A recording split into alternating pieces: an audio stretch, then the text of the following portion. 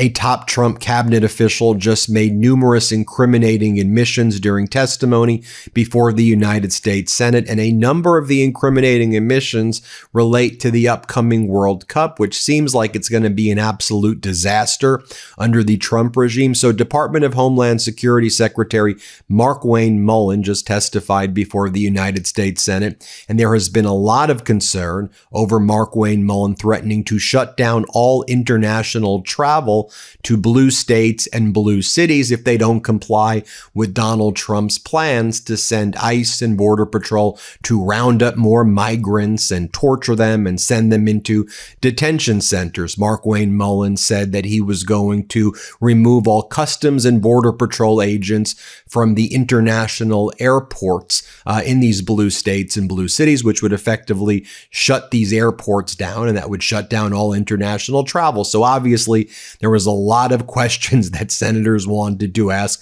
Markwayne Mullin about that and about other topics, like would you comply with court orders blocking you from doing that or blocking you from engaging in other unlawful behavior? Look, there are a lot of people from other countries who are not going to be coming to the United States over fears about ICE harassing, torturing, detaining people who travel to the United States. There's a lot of boycotts taking place here and abroad of the U.S. hosting the World Cup. In addition, there was an update in the past 48 hours where we saw that Norway officially is protesting and sending an official complaint about FIFA giving Donald Trump a peace prize through Gianni Infantino, which shows bias, which FIFA isn't supposed to do. So let me just show you what went down, though, at this United States Senate hearing where Markwayne Mullin testified, and he was asked some pretty basic questions. You had Democratic Senator Murphy saying, look, if you're blocked from doing certain things by federal judges, if you are given these court orders, would you comply with court orders? And you'll see Markwayne Mullin says no, he's not going to comply with any court orders if he views the court orders as being too political for him and the Trump regime. Here, play this clip. Yeah. Will you or will you not implement court orders? If we didn't think courts were politicized, then I would probably be able to answer that. But we see courts over and over again that use their bench for their political opinion, not just the rule of law. So and we can see that because we see how many times they're overturned. Which court orders you obey based upon whether you believe that what I said to be political. Don't put words in my mouth. That's what are you saying then? What I'm saying is we'll enforce the law and we're never going to break the Constitution. You just said that you will not follow every court order because you Chris or Senator, don't start putting words in my mouth. That's not what I said. I said I will never break the Constitution. We're going to enforce the law. Will you implement court orders when they tell you to stop an action? You're making an assumption on court orders I haven't seen. Will you not? I am going to enforce the law, and I'll never break the Constitution. I think. Listen, if you're a Republican or a Democrat on this committee, you should be really freaked out. We should be really concerned about the rulings that come out of the courts and how often they get overturned. It falls apart if you are telling me that they fall apart when you have a judge that makes a political opinion from a bench and they're outside the law too. Not all judges are above the law, but sometimes they think they are. That's why we see lower courts get overturned by higher courts constantly. To which Senator Murphy pointed out, so I guess anytime somebody disagrees with you or anytime you disagree with someone, you just say, they're politicizing things. That's your whole entire rap here. Here, play this clip. Access is not true. And I would suggest they spend more time in their own prison system. It's endless. Anytime somebody disagrees with you, whether it's a member of this committee, whether it's a state public health agency, whether it's a federal court, they are politicizing the Department of... Sir, that's exactly what you're doing. Homeland Security. I've just been sort of chilled by our interaction. Then we got to hear from Senator Van Hollen, who cross-examined Markwayne Mullin here and said, look, there's just so many false statements coming out of the Department of Homeland Security about Alex Preti, about Renee Good, about Julio Cesar Sosa Siles, about so many things. You guys have a pattern of lying, wouldn't you say? Take a watch of this cross-examination right here. Let's play it. Secretary, you'd agree that it's important for the American public to be able to trust what DHS says, right? and that it's important that the department put out factual information. You agree that that's important? I think it's important for elected officials to do that. I think it's very important for everybody. So I'm holding up a press release here, Mr. Secretary, dated January of this year. It's before your time. It says that a person named Julio Sosa Silas violently assaulted a DHS agent. I want to read the quote in here from former Secretary Noem. She said, quote, "What we saw last night in Minneapolis was an attempted murder of federal law enforcement. Our officer was ambushed and attacked by 3 individuals who beat him with snow shovels and the handles of brooms. Fearing for his life, the officer fired a defensive shot," unquote. That's an untrue statement, isn't it, Mr. Secretary? What we have been briefed on, yes. Yeah. And it came to light because the city of Minneapolis had a camera system, and state authorities from Hennepin County have pursued the investigation and recently arrested this officer. Are you aware of that? I believe so, yes. Yeah. So this is part of a pattern we've seen, because I do want to turn to the case of Alex Preddy. And in that case, Secretary Noem said that he was engaged in an act of domestic terrorism. She said that it looked like Alex Preddy intended to, quote, "inflict maximum damage and to kill law enforcement," unquote. That wasn't true either, was it? I'm sorry, I didn't hear the That statement. wasn't a true statement either. Of her statement? Yeah. I can't speak on her behalf, but it's not what I recall seeing. You agree the facts don't support that statement? Well, I didn't make the statement. I didn't say you did. I asked you whether you understand that the facts don't support the statement. The investigation would say that's probably not accurate. Yeah. Okay. So again, we know that because of the video. Secretary Noem also asserted that Renee Good was engaged in an act of domestic terrorism. So look, the reason I'm asking you this, Mr. Secretary, is I want to know if you're going to be willing to provide state investigators access to evidence they have requested in their ongoing investigations into the killings of Alex Preddy and Renee Good. Sir, as you know, the FBI is set up to do the investigation on federal law officers, and we investigate it from the federal side as a federal action, not a state action. But you're aware of the fact that the state has authority and jurisdiction as well, right, under federal case law? Actually, under the authority of the federal prosecution, stays within the federal government. And so the FBI is set up to do those investigations. And I do want to say something too. We arrest between... Mr. Secretary, I'm sorry. I have limited time. But you accused there to be a pattern.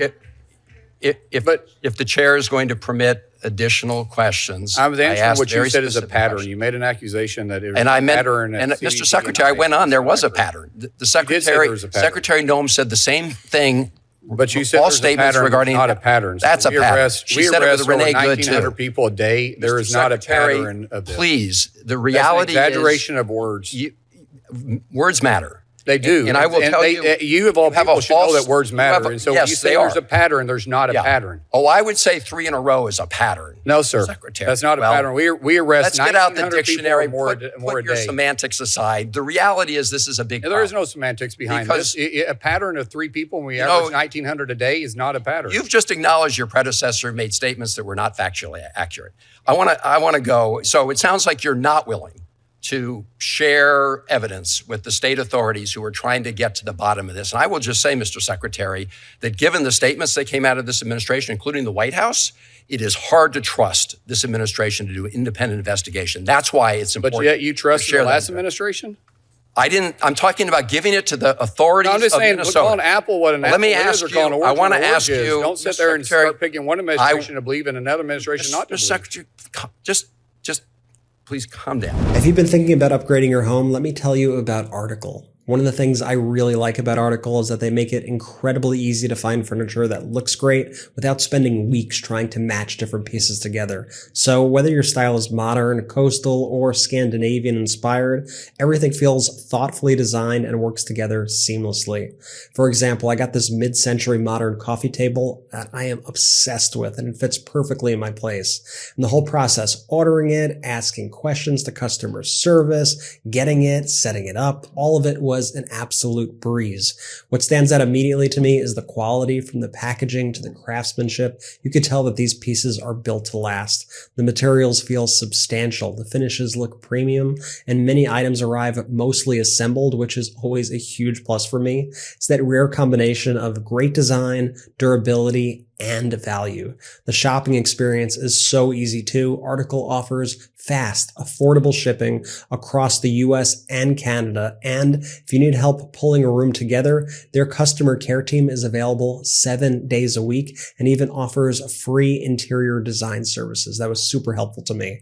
Plus, with a 30-day satisfaction guarantee, you can shop with confidence knowing you could return it if it's not the perfect fit. Article is offering our listeners $50 off your first purchase of $100 or more. To claim, visit article.com/Meidas, and the discount will be automatically applied at checkout. That's article.com/Meidas, MEIDAS, for $50 off your first purchase of $100 or more. Check it out. More cross-examination here from Senator Van Hollen, this time on Abrego Garcia, and saying, so now that Abrego Garcia has had the criminal charges dismissed against him, would you be willing to allow him to just leave the country, go to Costa Rica, and be able to live his life without the Trump regime torturing and harassing him? You know, the whole world is watching the behavior of ICE right now, especially right before the World Cup. So how are you going to behave? Here, play this clip. Just please calm down. I'm going to ask you about Kilmar Abrego Garcia. Are you aware of the fact that in that case, he has agreed to be removed to Costa Rica and that Costa Rica has agreed to accept them? No, I'm not. Okay. So I'd like you to look into this, because essentially what the administration did was say to him when he was returned to the United States after being wrongfully deported to El Salvador, and the administration admitted it, wrongfully deported him. After he was returned, they leveled new criminal charges against him. And they said to him, if you plead guilty to these criminal charges, we'll send you to Costa Rica. And if you don't, we'll send you to Liberia.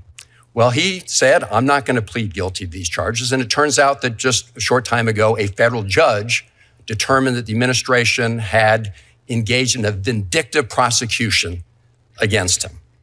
And so my question now is, will you, the administration, agree to have him removed to Costa Rica rather than engaging in punishing him for pursuing his constitutional rights? That's the question. If you don't have full information here, Mr. Secretary, I understand. Well, my question is the gentleman here in this country legally? Secretary, the time is expired. The person was illegally removed to El Salvador, and this administration has admitted he is still in this country illegally. This is the point is he has said he will be removed to Costa Rica, and Costa Rica has accepted that. The point, Mr. Secretary, is great. If he's willing to do that, we'll have to send him. The point is that they're engaged in what a judge already found to be an vindictive prosecution, and now they're trying to leverage all this to try to get him to go to Liberia instead of Costa Rica. It's a gross abuse of process. Anybody looking at this can see that. The senator's time is expired. I'm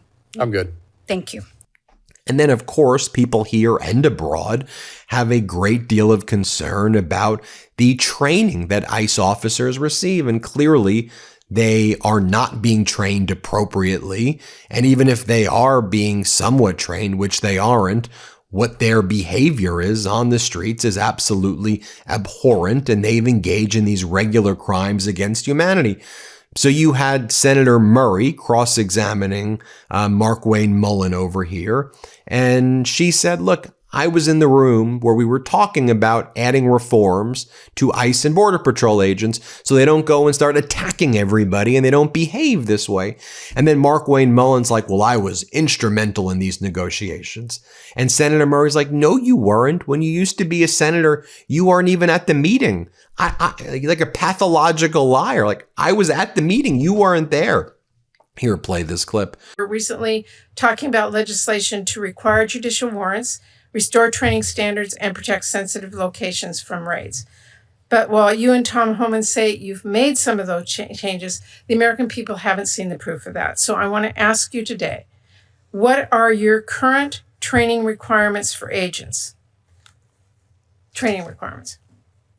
Thank you for the question. I want to remind the senator that I was part of the negotiating those reforms, and I think you're aware of that. So I actually know what happened I know you were during not those. in the room, but I do know you were aware of them. No, I was very involved in it. But you were not the in back the and room. forth. No, I was very involved. I was in in it. the room. You were not in the room. I know you We were. was very involved in it because we were talking with Doesn't the matter. House, I asked and you a question. you know, What is the training Senator, you know that we agreed to all this stuff that you said. And the fact is that you guys walked away because you had primary elections. No, we had agreed. Mr. You had asked for Secretary, 3, and we asked for walked away 9 because you would we had not agreed put it to in 9, and writing. you would never get to yes. And so we walked away and did reconciliation because you was never going to get to yes between Chuck Schumer and Hakeem Jeffries, and you know that to be a fact. Secretary, And you can't pull the rule over my eyes because I was part of the You can give your side. negotiating. I'm telling you, I was in When the you room start and we turned away. I want to ask you. It was interesting. I was involved in that too. What so are your if you want to training start talking about requirements? training, we're going to July.